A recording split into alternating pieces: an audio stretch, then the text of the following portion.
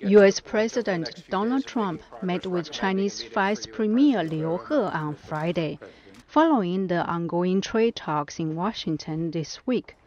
Trump said he expects to meet with Chinese President Xi Jinping soon, and they may nail down the final points of a trade deal. Ultimately, I think the biggest decisions and some even smaller decisions will be made by President Xi and myself, and we expect to have a meeting sometime in the not-too-distant future.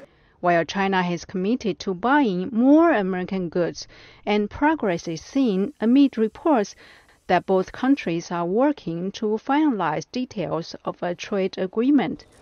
Experts say they would only likely provide temporary relief from trade tensions if major structural issues are not resolved.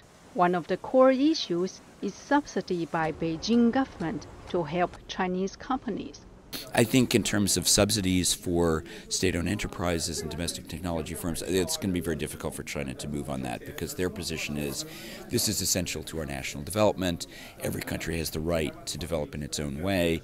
And these are not export subsidies, which are prohibited under the WTO. Others point to the reluctance from the top leader to lose control, while there are voices for reform inside China. I think Xi Jinping himself is the biggest vested interest when it comes to the Chinese economy. So I'm not optimistic. I think there are plenty of economic reformers that have been making this case for the past 6 years.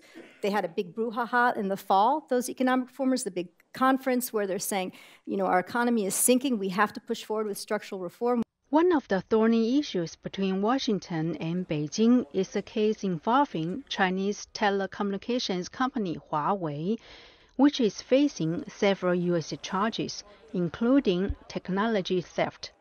Trump said he could include Huawei in the trade deal. Nike Ching, VOA News, Washington.